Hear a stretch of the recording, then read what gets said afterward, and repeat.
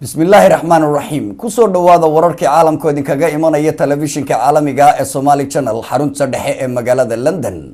wararkana waxaa idinla socodsiinaya anigoo Cabdilaahi Xuseen Maariya.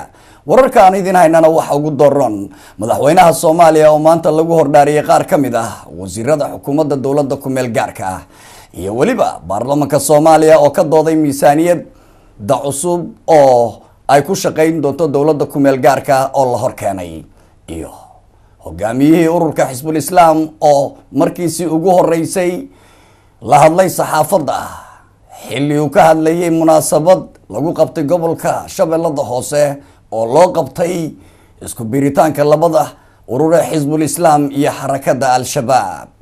intaasi waa warkii oo kooban haatana isagii fidsan.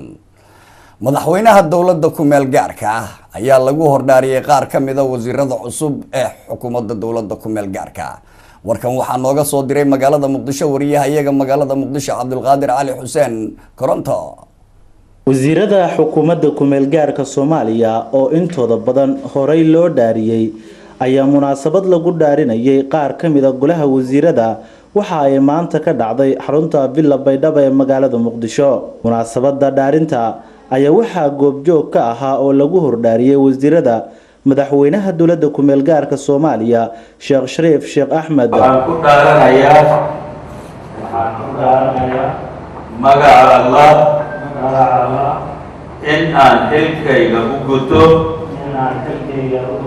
si daacad ah oo ay ku jirto danta dadka dalka iyo diinta dhowrana axdiga qaranka iyo shuruucda kale ee jamhuuriyadda Soomaaliya. wabillahi tawfiiq. dhaarinta kadib ayaa waxaa halkaasi hadal kooban ka jeediyay madaxweynaha dawladda ku meel gaarka Soomaaliya Sheekh Shariif Sheekh Axmed. ilaah ku mahadsan in soddon qaaliga dhamaystirno golaha wasiirada dadka ka dhimanaa ee aan la dhaarinay. marka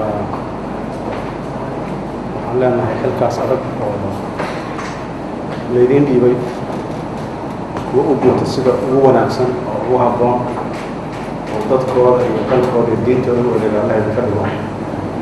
mas-uuliyad culus oo amaam Allahi iyo amaam shacabka Soomaalida aad qaadeen. marka inaad ku dadaasheen sidii aad u guda lahaydeen xil in isu magacaabo wax fudud ma aha. maxaa yeelay maanta dalku xaaladda ku jiro xaalad caadi ma aha. meesha hadda aad joogtiina waa meel dad idinka horreeyay ama ay ku tarantiroodaan ama wax badan ay ka qaba waayeen. marka waxaa laydinka rabaa waxqabad. ummadduna maanta xaggiina ay soo fiirinaysa, dawladduna xaggiina ay soo fiirinaysaa. waxaa lagu dadaalay dadka wasiirada inay noqdaan dad aqoon leh gudo kale waajibkooda fahamsan. rajaynaynaa inaad sidaas tihiin. marka waqtiga la haystaana aada u yaryahay, hawsha la iska rabana aada u fara badan tahay. waxaan rajaynaa insha allahu tacaala inaad ku guulaysatiin. xubnahani ka tirsan golaha wasiirada ee maanta dhaarintooda uu goobjoog ka ahaa madaxweynaha dawladda ku meel gaarka Soomaaliya